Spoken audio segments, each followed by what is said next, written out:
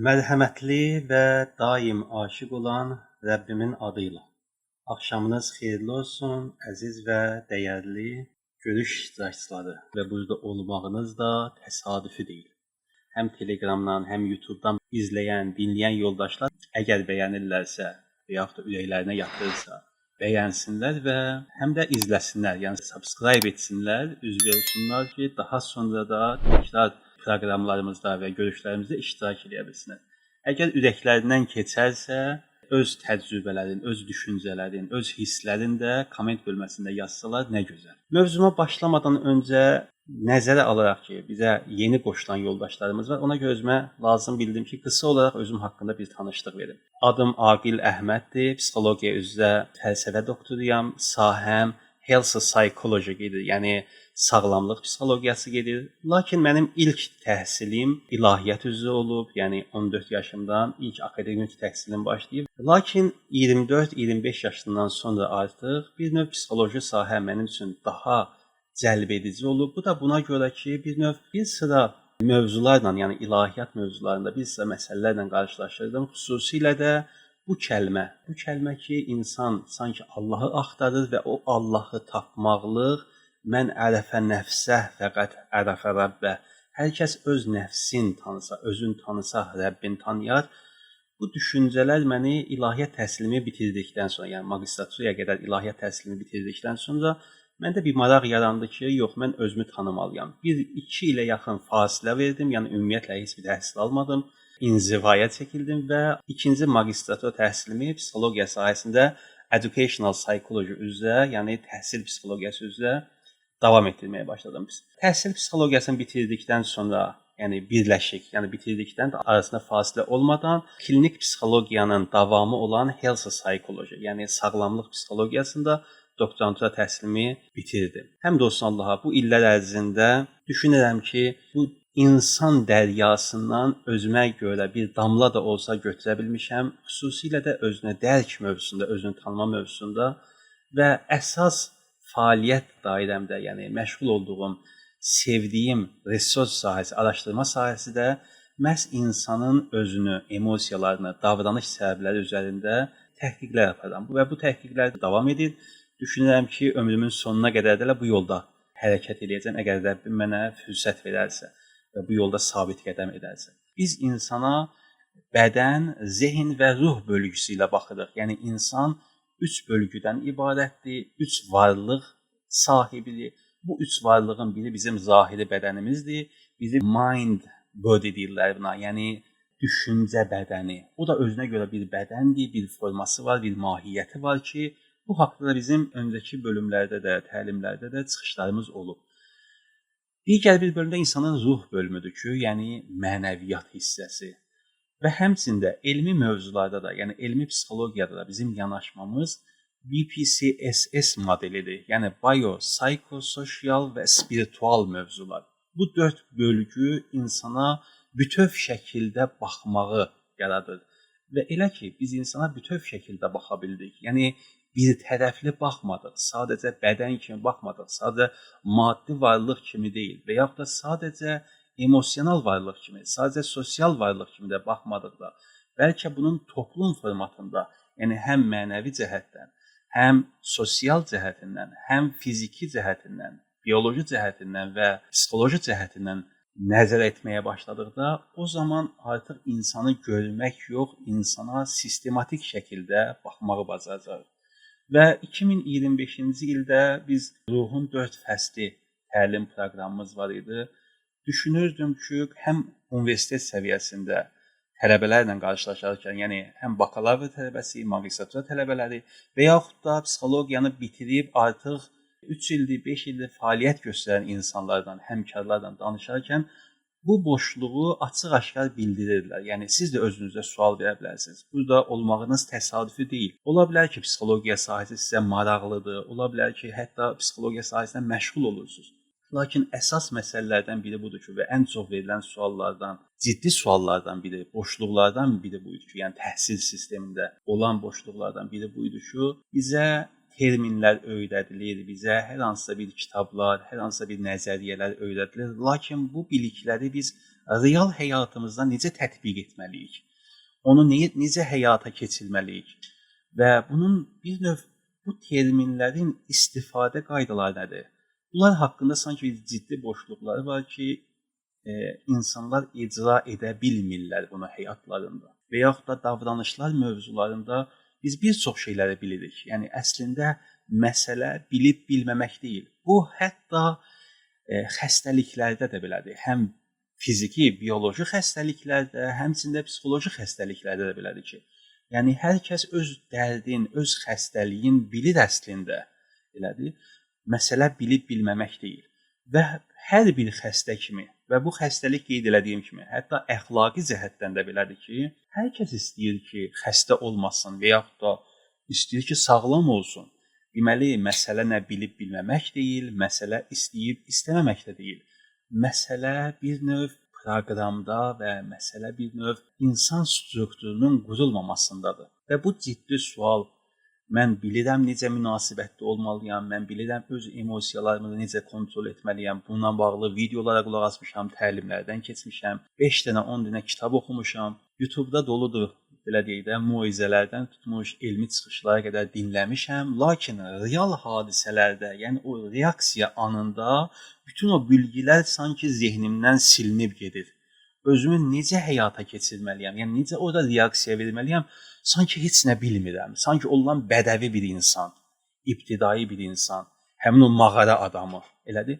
Bunu siz də özünüzdə baxa bilərsiniz ki, nə qədər beləyik, yəni nə qədər o reaksiya zamanında, o ambiyansların baş verdiyi anda mən nə qədər bildiklərimi həyata keçirə bilirəm və bu ciddi bir əslində məsələdir ki, həyatımızda biz bu öyrəndiklərimizi necə edə bilək ki, qısa olaraq. Məsələ dedik ki, bilmək deyil və məsələ istəyib istəməmək deyil. Məsələ budur ki, mən necə bacara bilərəm bunu? Necə bacarım, necə həyata keçirim? Belə olan təqdirdə bizim bu psixoloq asistantlıq proqramımızın ilk bir növ qeyd elədim, sanki hidayət olunduğu buna ki, çünki istədiyim və üzərində çalışdığım digər təlimlər var idi ki, hazırlaşırdıq, o təlimlər üzrə bir növ çıxışlar hazırlayaq. Lakin sanki hamısı təxirə düşdü və bu bizim planladığımızın yerini tutur. Sanki sən nə planlayırsan planla, o ilahi plandan da çıxmaq olmur. Və irəliləyən vaxtlarda həmçində təşəkkür edirəm bizim ilk qeydiyyatdan keçən psixoloq asistantlıq proqramında olan yoldaşlarımıza. Hal-hazırda 8 aydır ki, bir yol qət eləmişik və bir növ doğmalaşmışıq. Artıq düzdür, sağ olsunlar, müəllim kimi, ustad kimi, doktor kimi bəndiyə bir nəzərləri var, baxışları var. Amma sanki bir ailəyə çevrilmişik ki, hansı ki bu ailənin içərisində 70-in üzərində bizim Zərbə xanımımız var. 67 yaşlı, 66 yaşlı Alimə xanım var və yaxud da Arzu xanım var. Həmçinin 19 yaşlı Fatimə xanımımız var və həmd olsun bir ailə olmuşuq və bu ailə ümid edirəm ki, irəliləyən vaxtlarda da öz nəticələrimizi həm həyatımızda, həm bu sahəyə əgər zərrə qədər də sizlərdə həvəs yarada bilmişəmsə, ümid edirəm ki, faydalı olacaq. Dediyim kimi, həm şəxsi həyatımızda, həm də daha sonra peşəkar olaraq əgər bu yola addım atacaqsa, peşəkar olaraq bu yol bizim üçün faydalı olmuş olacaq. Qeyd elədik ki, nəzəriyyələr biz bilirik, oxuyuruq, amma tətbiq etməkdə, həyata keçirməkdə bizim ciddi şəkildə problemlərimiz var. Yəni, terminləri bilirik, amma çaşqın qalırıq ki, insan qarşısında biz hazırda nə etməliyik? Həmin o misalım ki, çəkdiyim, o reaksiya vermə anında mən necə öyrəndiklərimi həyata keçirməliyəm, sanki hamısı silinib gedir. Deməli, məsələ bundadır ki, hopmayıb məndə, hələ dərkə çevrilməyib. Yəni, problem səndə deyil əslində, əziz dinləyici, əziz hazırda görüşdə olan xanımlar və bəylər və yaxud da daha sonra bu səs yazısını dinləyəcək insanlar. Məsələ sistemdədir. Hansı ki, bu sistemin adı şəxsiyyət sistemdə deyə bilərik. Biz şəxsiyyət mövzusunu hazırda yoldaşlarımızla oxuyuruq, tədris edirik. Bilirik ki, şəxsiyyət strukturunun formalaşmasında neçə amillər var. Burada ailə faktoru var, genetik faktorlar var, burada bağlanma var, inkişaf tarixçəsi var. Burada insanın sosial çevrəsi var və nəticə etibarı ilə Bunlar hamısı əl-ələ verib bu günləri hazırki məni, hazırki səni yaradıb. Və burada heç biri günahkar deyil əslində. Burada təqsirkar valideyn deyil ki, gedək valideynin yaxasını yapışaq. Burada təqsirkar cəmiyyət deyil ki, cəmiyyətin yaxasını yapışaq. Biz bütün ətrafımızda olanlarla sülhdəyik və nəticə etibarən özümüzlə də sülhdəyik. Yəni həm özümüzlə sülhdəyik, həm ətrafımızla sülhdəyik ki, dərk edə bilək ki, bunun səbəbləri hardan qaynaqlanır və o səbəbləri kənara qoyaraq necə edə bilərəm? Mən bir struktur formalaşdırım, bir sistem formalaşdırım ki, yeni yaradacağım şəxsiyyət nəticə etibarıyla məni irəli apara bilsin, məndə hopa bilsin, dərk ola bilsin ki, real situasiyalarda bunları həyata keçirə bilim. Deməli, məlumat çoxdur, amma struktur yoxdursa, biz axsayacaq. Praktika demək olar ki, yoxdur. Elədir. Yəni, öyrəndiklərimizi həyata keçirmək, hansı ki, universitet tələbələrində bunu rast gəlirik ki, sadəcə oxuyurlar, amma icra edə bilmirlər.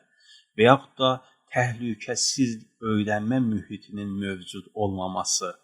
Bütün bu nöqsanlar və bu keçdiyim illər ərzində bir növ özümdə sual idi ki, əgər Aqil, bu günləri sən özün yeni bir başlayan olsaydın, sənin bu sistemi qurmaq üçün necə bir proqrama, necə bir müəllimə, necə bir sistemə ehtiyacın olardı? Bütün bu sualların toplumu səbəb oldu ki, bizim psixoloq asistantlıq proqramımız mütəvəllid olsun, dünyaya gəlsin və həm də olsun Allaha ki, bu keçdiyimiz 8 ayda da düşünürəm ki, yoldaşlarımızda bu inkişafı, bu nəticələri görmək, onların həm də bundan sonra inşallah həyata keçəcəyin bir növ addımlarda görmək bizi də şad edəcək, sevindirəcək inşallah.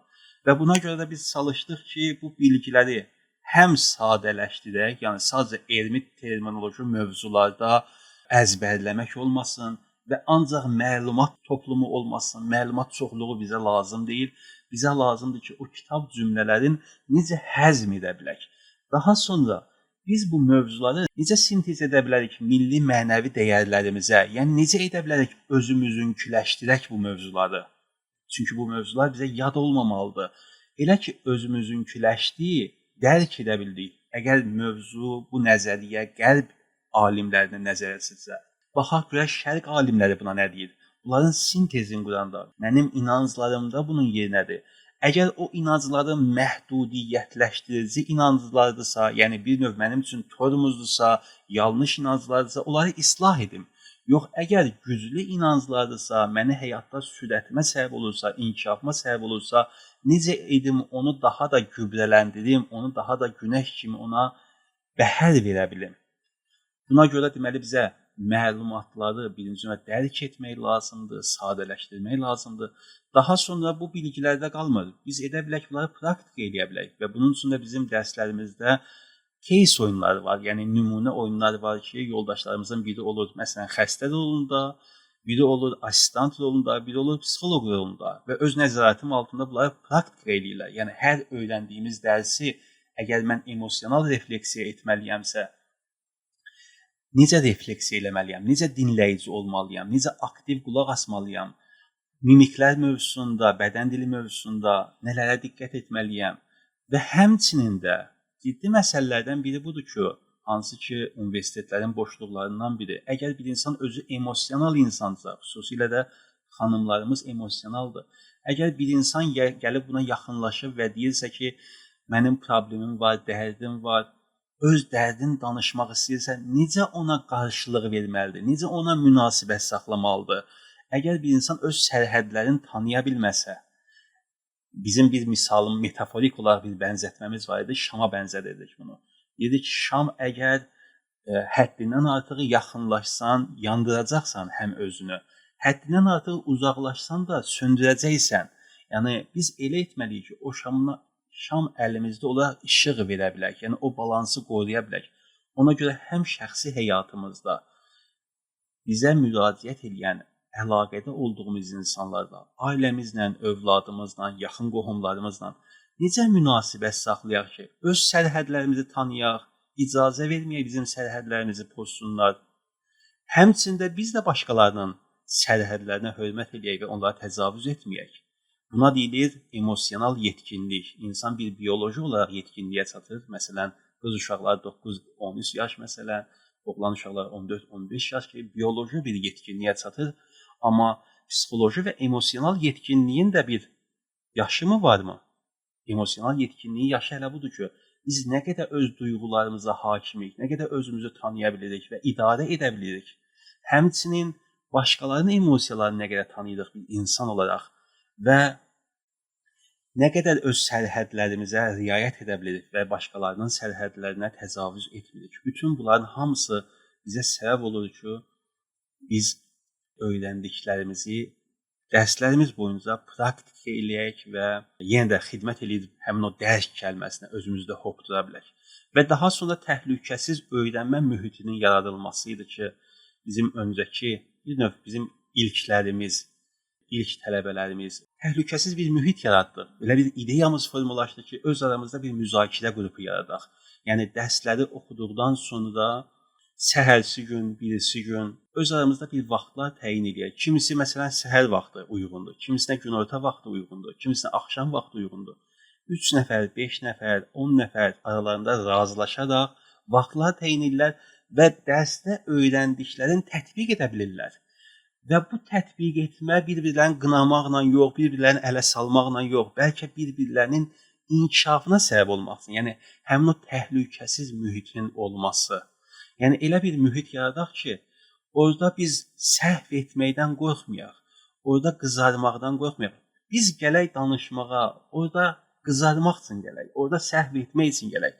Bilək ki, burada olan insanlarla bizim səhv etməyimiz həmin o ailə mühitidir sanki. Orada mənim səhv etməyim, orada mənim qızarmağım, dilimin topuq vurmağı sabahları cəmiyyət arasına qoşulanda artıq daha yaxşı özümü real hadisələrdə ifadə edə biləcəm. Mənə güc verəcək, qüdrət verəcək. Və bu səbəbdən biz irəlilədik və həm təhlükəsiz mühit, həm real situasiyalarla necə qarşılaşa bilərik və həmçinin də dördüncü məsələ də bir mentorun olması. Hansı ki, o mentor mənə nəzarət edə bilsin. Yəni, mənim öz müzakirə qruplarımda həllini tapmadığım sualları növbəti dərsdə müəllimdən soruşun və məni düzgün yönəldə bilsin. Və bu sistem həmd olsun Allaha bizim psixoloq asistantlıq proqramımızda oturmuş bir sistemdir. Təbii ki, səhvlərimiz, yanlışlıqlarımız olur. Biz çalışsaq da ideal şəkildə, mükəmməl şəkildə dərslərimizi təşkil edək. Amma ola bilər, məsələn, PowerPoint-ların hazırlanmasında, məsələn, hər hansısa bir hərf səhvi olsun, yoldaşlarımız bizlərə də islah edirlər. Amma ikinci qrupumuz inanırıq ki, o səhvlərimiz olmayacaq, o səhvlərimiz daha az olacaq. Biz tərəfdən, yəni bir növ həm psixoloji cəhətdən, həm elmi cəhətdən çalışırıq ki, mövzular üzərindən keçməyək, yəni sadəcə oxuyub üzərindən keçməyək. Həmçində hər ayın sonunda vaxtlar təyin etmişik ki, o vaxtlarda bir gün tələbələr məni imtahan eləsinlər, yəni bu ay boyunca 4 dərs, 5 dərs keçmişiksə, o dərslərdən məni imtahan eləsinlər. Daha sonra növbəti gündə mən yoldaşları imtahan eləyəm. Yəni, deməli, həm bir dərsin içərisində dərsi tanışırıq, dərsdən sonra müxtəlif saatlarda yoldaşlara, yəni iştirakçılara uyğun olan saatlarda öz aralarında müzakirə edirlər, dəstəkləyici bir müzakirələr edirlər. Əgər hər hansısa bir anlaşılmaz nöqtə, hər hansısa bir qaranlıq sual oldusa, daha sonra soruşa bilirlər və hətta ayın sonunda mənim özümü imtahan edə bilirlər, sorğu-sual edə bilirlər ki, yəni səbəb olur ki, özləri gedib araşdırsınlar, məqalə görsünlər. Çünki bu dərslərimizin içərisində biz necə elmi məqalələri tapmalıyıq, bunlar haqqında danışırıq.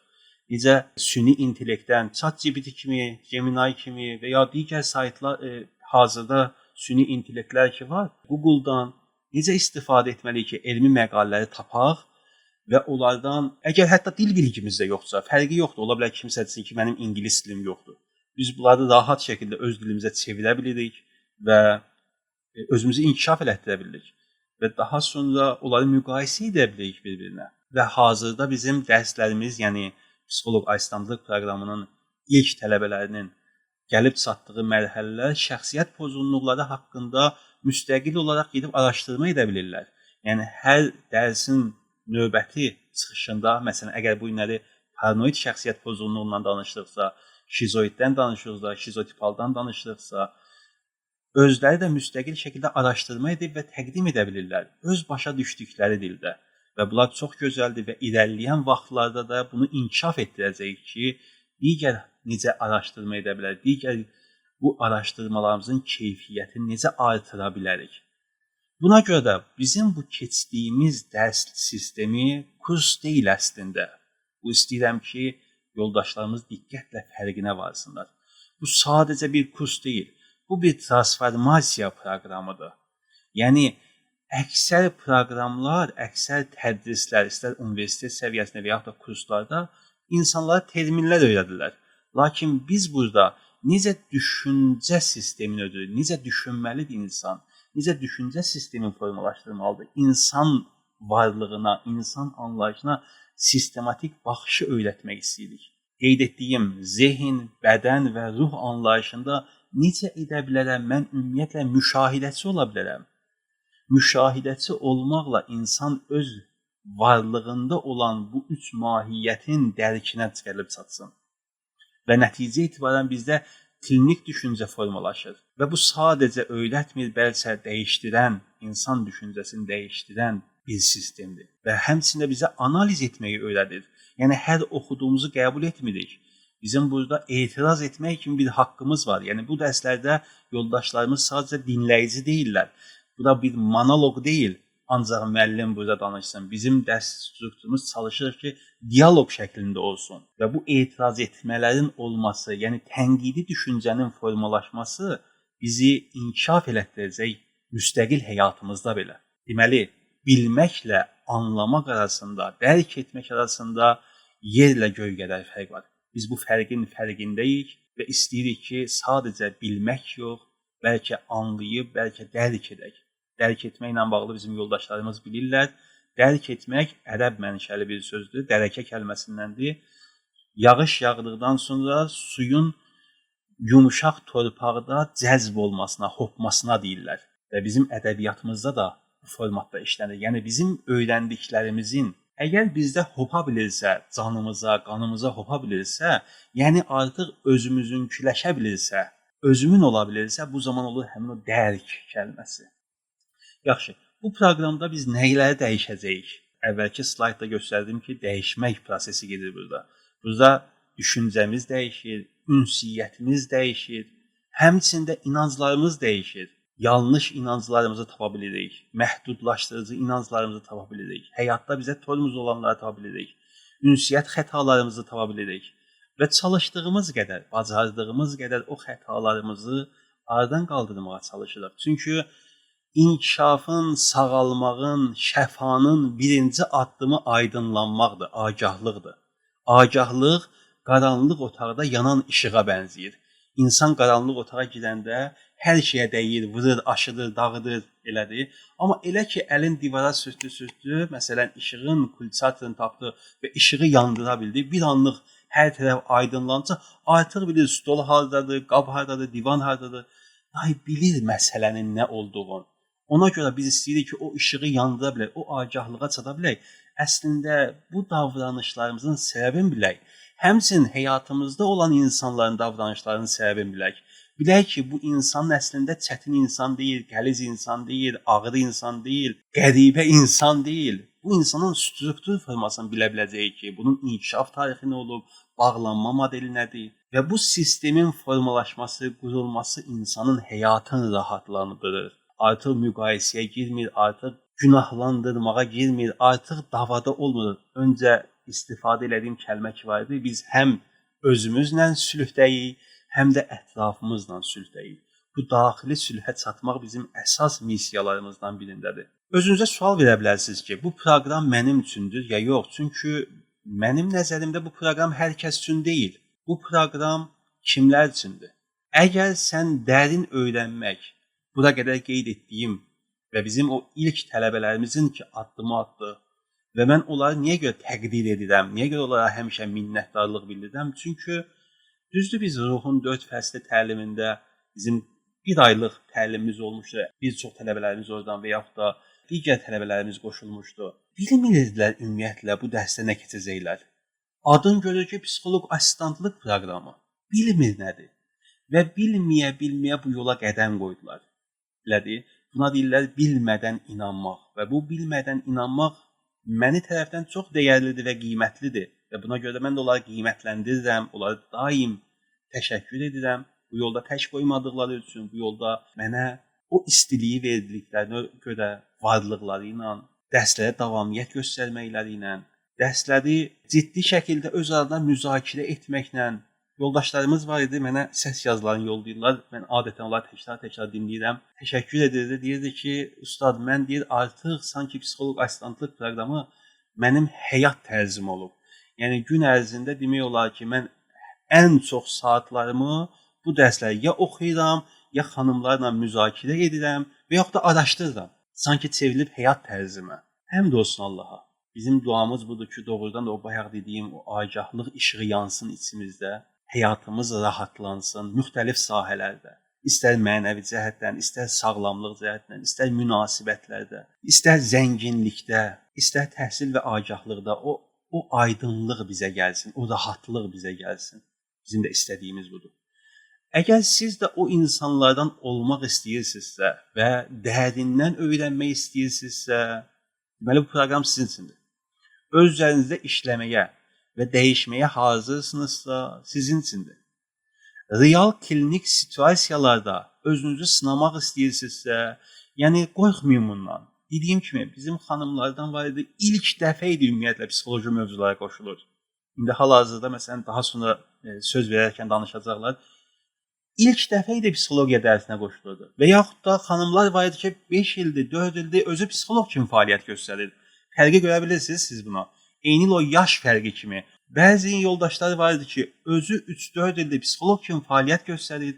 Bəzi yoldaşlarımız, tələbələrimiz var idi ki, hal-hazırda psixologiya üzrə universitetin 4-cü kurs tələbəsidir. Bəzi tələbələrimiz var idi, ümumiyyətlə evdar xanımdır. Heç orta məktəbə oxumayıb. Amma biz həmd olsun Allah bacarırdıq o elmi fundamental bilgiləri sadə formada həzm etdirək, rahat formada dərk etdirək və daha sonra həmin o yoldaşlar real klinik situasiyalarda öz aralarında müzakirə eləsinlər, öz aralarında sınağa çəkə bilsinlər. Və əgər siz o kateqoriyada insanlardansa uzun müddətli inkişaf yoluna çıxmağa hazırsınızsa, bu proqram sizin üçündür. Yox, əgər siz bax bu aşağıdakılardan birisinizsə, bu proqram sizin uyğun deyil. Əgər siz sadəcə sertifikat həvəsi ilə bir kağız üzərində təsdiq axtarırsınızsa, bu proqram o deyil. Əgər hazır cavablar dalıcan, monoloq dalıcansınızsa, bir müəllim orada danışsın, mən də ancaq qulaq asam, sanki bir moizəyə qulaq asıram kimi, sanki bir YouTube videosunu izləyirəmmiş kimi, bu kurs sizin deyil. Əgər özünə meydan oxumaqdan çəkinirsənsə, özünlə üzləşməkdən çəkinirsənsə, əgər o komfort zonandan çıxmağa hazır deyilsənsə, dəyişməyə hazır deyilsənsə, bu proqram sənin üçün deyil. Və buna görə də biz istəyirik ki, bu frekansda, bu düşüncədə olan insanları bir araya yığaq və inanıram ki, sizlərin də dəstəyi ilə biz yaz semestrini nəzərə tutaq. Halbuki bizim bir neçə müraciə edənlər var idi. Açığı biz düşünmüşdüm ki, əgər psixoloq assistantlıq proqramı olacaqsa da, hazırda ki davam etdiyimiz 8 ay davam etdiyimiz bu yoldaşlar bitirdikdən sonra, imtahanlarından sonra məsələn avqust-sentyabr ayında bitirəcəklər, yəni bir ilimiz tamam olacaq. Bitirdikdən sonra məsələn növbəti təkmilləşdirmə dərslərini keçərik. Və yaxud da növbəti əgər istəsələr o vaxtı yeni bir qrup yaranar. Amma bir neçə xanımlar var idi, bir neçə müraciətçilər var idi ki, qoşulmaq istəyirdilər, təkidlə qoşulmaq istəyirdilər özək. Lakin artıq vaxt keçmişdi. 6-cı ay idi, 7-ci ay idi məsələn. Olmurdu. Çünki düzdür 3-cü, 4-cü ayda, 5-ci ayda qoşulanlar oldu, amma çətinlik çəkirdilər adaptasiya olmaqda. Çünki artıq proqramın 4 ayı, 5 ayı keçir və çətin ola bilərdi. Və bu israrların olması və daha sonra bizim yoldaşlardan geri bildirimlər oldu. Yəni dərslərdən real nəticələr, əldə etdiyi nəticələr. Bu səs yazılarına qulaq asarkən, dinləyərkən, xüsusilə də bir neçə yoldaşlarımız geniş, ətraflı şəkildə məlumat verirlər və hər birinin içərisində sanki Allahın bir mesajı var insanla. Buna görə biz məsələn düşündüm ki, belə bir proqramı ümumiyyətlə sistematik şəklə salaq və bu sistematik şəkildə Biz eləyə bilərik. Məsələn, asistantlıq proqramı bitdikdən sonra bir təkmilləşdirmə dərsləri qoyaq. Məsələn, psixopatologiya qoyaq, psixopatologiyanın dərinliklərini qoyaq, bu patologiyanın yaranma səbəblərini qoyaq, şəxsiyyət mövzuları, müdafiə mexanizmlərini daha dərindən araşdıraq və daha sonra bizim PTC nəzəriyyəmiz ki var, paradoksal time-care nəzəriyyəsi ki var, hansı ki anksiyeti mövzularında, depressiya mövzularında, şəxsiyyət pozğunluqlarının həlli mövzularında, ailə münasibətlərində, uşaq terapiyalarında və bir sıra psixoloji məsələlərdə dərman üsuludur və mən də region üzrə onun təmsilçisiyəm. Yəni nəzəriyyə sahibi tərəfindən, professor doktor Bəşarət tərəfindən təyin olunmuş region üzrə rəsmi təmsilçisiyəm. Və mən də buna icazəm var ki, magistratura və bu sahədə təcrübəsi olan insanlara həmin terapiya növünü öyrədəm. Biz əgər bu sistemi, qeyd etdiyim sistemi qura bilsək ki, psixoloq asistantlıq proqramı bir növ fundamental bacarıqları, bilgiləri öyrədir. Daha sonra təkmilləşdirmə proqramını öyrədir və ondan sonra haqq qazanır ki, gəlsin artıq necə müdaxilə etməlidir, necə terapiya etməlidir, bunun dərinliklərin, incəliklərin və sirlərini öyrənsin. Və buna görə də biz düşündük ki, may ayında psixoloq asistantlıq proqramının yaz sessiyasını qoyaq və eyni ilə bu çarx artıq sistematik şəkildə yerinə oturacaq. Əlbəttə ki, bu sadəcə bir tərəfli deyil. Çünki gərək yeni qrup yaransın. Buna görə də biz hələ də yoldaşlardan ödəniş qəbul etmirik. Çünki ortalama bir həddə gəlib çatmalıdır ki, baxaq görək ümumiyyətlə buna enerji qoymağa, vaxt qoymağa dəyərmi, dəyməzmi? Yəni nə qədər talib var, nə qədər istəkli var. O zaman məsələ hazır olur ki, talib olsun, istəkli olsun. İstəkli olmayandan sonra bizim dərman üsulumuz da bu da. Yəni əgər mənim övladımda bir problem varsa, həyat yoldaşımda bir problem varsa, qohumumda bir problem varsa, qonşumda bir problem varsa, o şəxsin özü istəmədən ona şəfa yoxdur, ona terapiya yoxdur. Yəni şəxsin özü istəyə. Biz bu deyək talib olmaq. Buna görə də baxaq görə neçə nəfər talib insan var ümumiyyətlə. Əgər bu talib olan insan yoldaşlarının qrupu formalaşarsa, biz tərəfindən də Allahın lütfu ilə psixoloq asistantlıq proqramının 2026-2027-ci il üçün proqramı hazırlanacaq inşallah. May ayının ilk həftəsi, yəni may ayının 9-u nəzərdə tutmuşam ki, start verilsin. Əgər qeyd etdiyim kimi, aprel ayının 30-una qədər məlum olarsa, yəni hazırda aprel ayının 12-si bizim 1-2-3 həftə vaxtımız var. Bu 2-3 həftə ərzində düşünürəm ki, bu səsimiz ehtiyacı olan insanlara, bu mövzuda özünü inkişaf etdirmək istəyən insanlara gedib çatacaq və təsadüfi deyil burada olmağınız, bu 70 nəfər yoldaşın burada olması, daha sonra 700 nəfər yoldaşın bu səs yazısını dinləməyi təsadüfi deyil. Ola bilər bu səs yazısını dinləyəndə artıq bizim dərsimiz başlamış olsun, amma yeni narahat olmayın. Çünki bu sistem sanki yerinə oturacaq və biz bunu davam etdirməyə çalışacaq Allahın izni ilə. Və inanıram ki, əgər hazırda buradasınızsa və bu oxuyursunuzsa, bu səhifələri görürsünüzsə, sənin buradakı çəkib gətirən bir şey var. Və o bir şey nədirsə, bəlkə də adını qoya bilmirik. Əgər bir ad tapıb qoymaq istəsək, bəlkə də o bir şeyin adı dəyişmək istəyidir.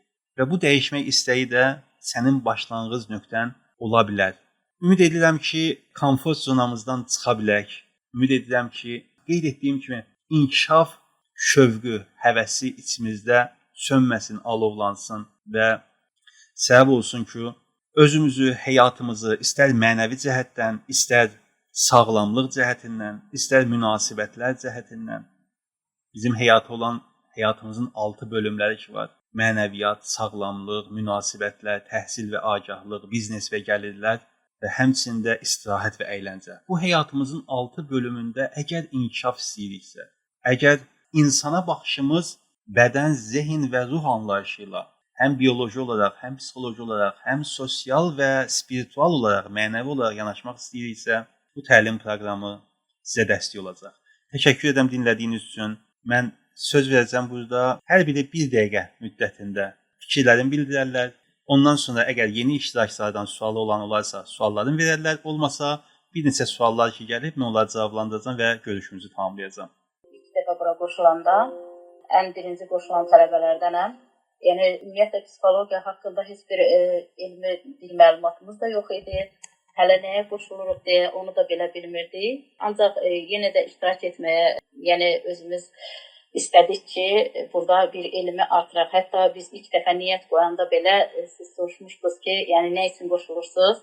Yəni orada belə biz niyyətimizi qoymuşduq ki, yəni mən öz adıma deyirəm, şəxsi inkişafım üçün, yəni mən qoşuluram bura. Həqiqətən də psixoloq assistant kimi olmaq bir fikrimiz belə, yəni yox idi. Bəzi xanımlar da mənimlə bərabər var idi ki, onlar da öz fikirlərini belə qoymuşdular. Deməyim odur ki, biz bu proqrama başlayanda həqiqətən də təkcə şəxsi inkişafı nəzərdə tutmuşdum. Mən öz adıma deyirəm.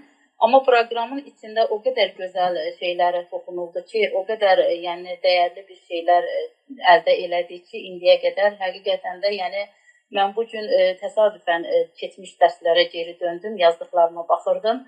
Demək olar ki, insan həyatında əks elətdirən bütün, necə deyim, bir sistemə toxunmuşsunuz hər bir şeydə, hər bir nöqtədə. Ümumiyyətlə istəyir sosial həyatda olsun, istəyir şəxsi münasibətlərdə, istəyir ailə həyatında olsun, istəyir insan şəxsi inkişafı olsun və sonunda psixoloji problemlər, yəni pozuntular biz keçdik ki, dərslərimizdə. Yəni deməyim o da hər bir şeydən inkişaf dövründən başlayaraq, insan yaranma dövründən başlayaraq, agahlıqlıq dövrünə qədər bizi gətirdiniz, çıxartdınız. Hətta yenə deyildiyi kimi kliniki, yəni pozuntulara qədər belə gəldik, çıxdıq. Sizə buna görə çox dərindən təşəkkür edirəm.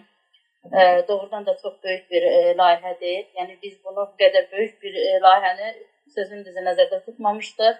Yəni bu cür şeylər öyrənməyimizi də nəzərdə tutmamışdıq. Amma bu gün təsadüfən baxmışam ki, biz həddindən artıq daha çox, daha geniş bir mövzulara toxunmuşuq, daha geniş bir mövzular öyrənmişik. Hətta bizə, yəni bütün həyatımızı əhatə edən, yəni bir mövzulara toxunmuşuq. Demək olar ki, insanlara baxış tərzimiz, özümüzə baxış tərzimiz yəni çox dəyişibdir. Mən bu baxımdan həqiqətən də çox sevinirəm. Yəni öz adıma mən sözləri demək istədim ki, hələ ki deyiləsi çox sözüm var, amma ki, yəni vaxt darlığına görə çoxsunu hələ ki saxlayıram. Allah müvəffəq eləsin hər birinizi. Yəni hər bir xanıma da məsləhət görürəm ki, qoşulsunlar. Doğrudan da yəni insanın elə bir ki, baxış tərzi, görüş tərzimiz yəni dəyişir. Doğrudan da dəyişir həqiqətən də. Təşəkkür edirəm. Var olun xanım, minnətdaram sizə. Salam ustad, salam xanımlar və yeni qoşulmaq istəyən xanımlar. Ustad, ilk öncə sizə uğurlar arzu edirəm. Yeni layihənizdə və qoşulmaq istəyən tələbələrdə və vaxt darlığı ilə əlaqədar çox qısa bildirəcəm fikrimi. Təbii ki, bu barədə çox ətraflı fikir bildirmək olar. Bu kurs həqiqətən də mənim üçün sadəcə bir nəzəri bilik olmadı, amma əvvəldə insan belə düşünür. Özümü ilk öncə daha yaxşı tanımağa başladım. Əvvəllər anlamadığım hisslərimə indi isə artıq ad qoya bilirəm. Əvvəllər bilməzdim, çaşıb qalardım.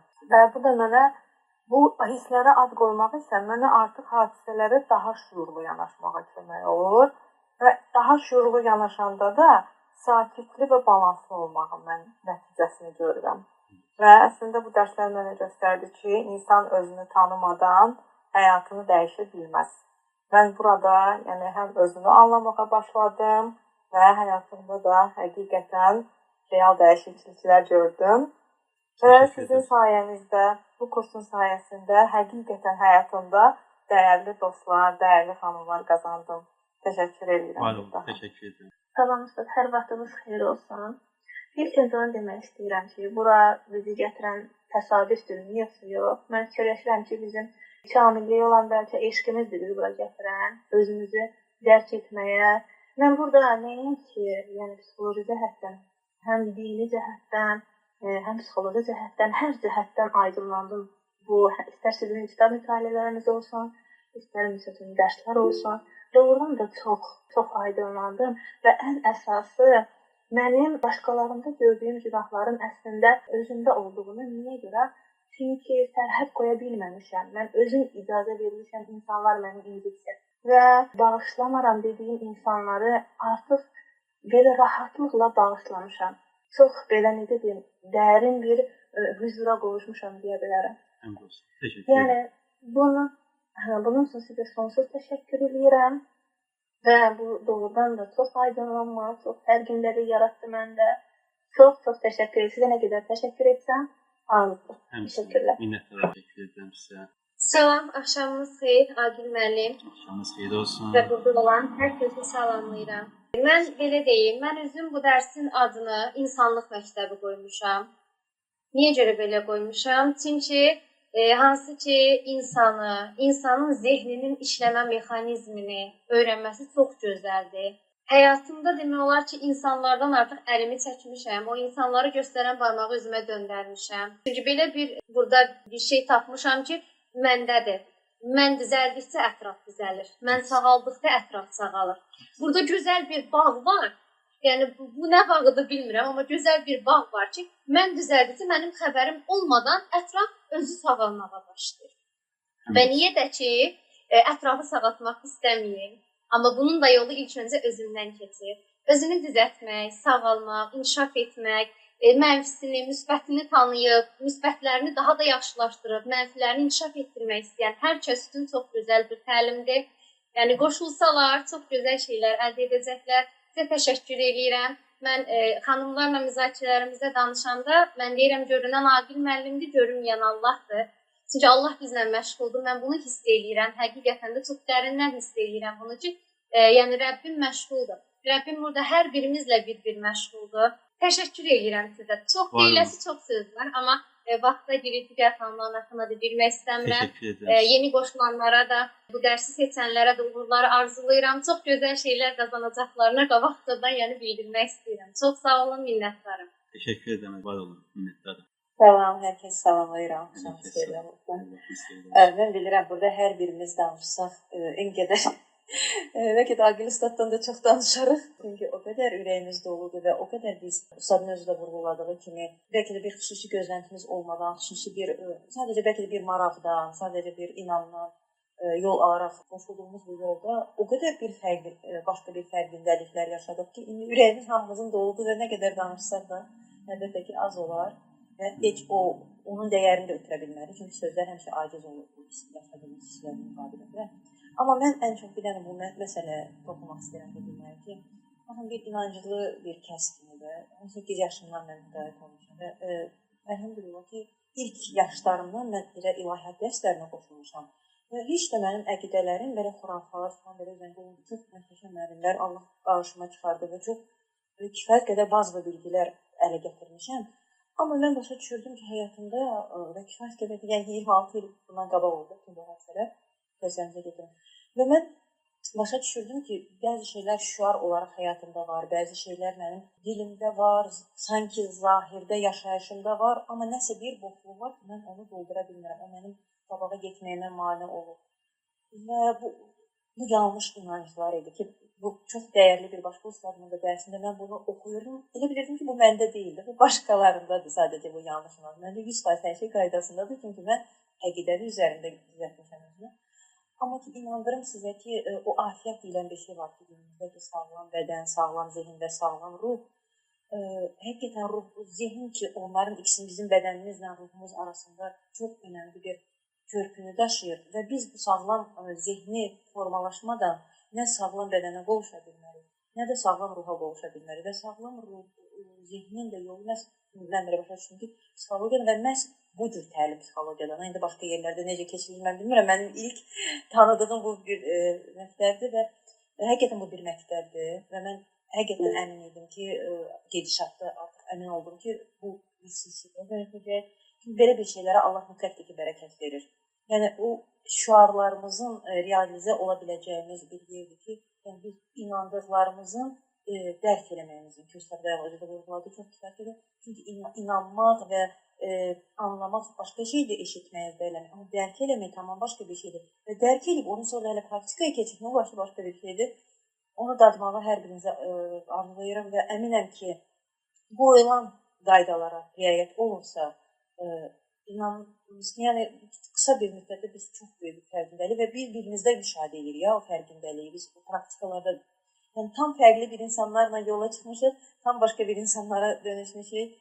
Və buna görə həqiqətən ilk olaraq Allah'tan sonra ustadımıza təşəkkür bildirirəm, dostlara təşəkkür bildirirəm ki, bu yolda biz bərabər, çünki tək bu əldən gələn bir şey deyildi, bu bir komanda işidir və ki, davam edəcək və mən əminəm ki, Mustafa dediyi kimi biz Yəni bizi əlimizə buraxmayacaq və mütləq bizi bir yerlərə çatdıracaq. Buna 100% əminəm.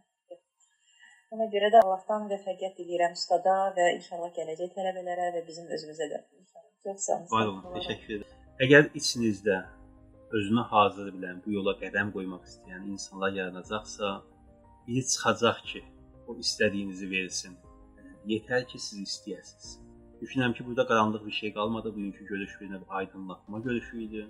Bu 1-2 həftə ərzində paylaşacağıq, biz öz imkanlarımızdan paylaşacağıq. Siz də öz imkanlarınızdan dəstək olub paylaşa bilərsiniz ki, kimlər ki hazırdır dəyişməyə və bu prosesə biz özümüz üçün nur və aydınlıq, işıq istəyirik ki, həmçində ətrafımızı da işıqlandıra bilək, ətrafımızda da nur və işıq saça bilək. Bizim digər bir hədəfimiz və devizimiz budur ki, hər biriniz arzularınızı yaşamaq haqqına maliksiniz. Hər biriniz öz istəkləriniz və arzularınızı yaşamağa haqlısınız. Təşəkkür edirəm, var olun burada olduğunuz üçün. Allah'a əmanət olun.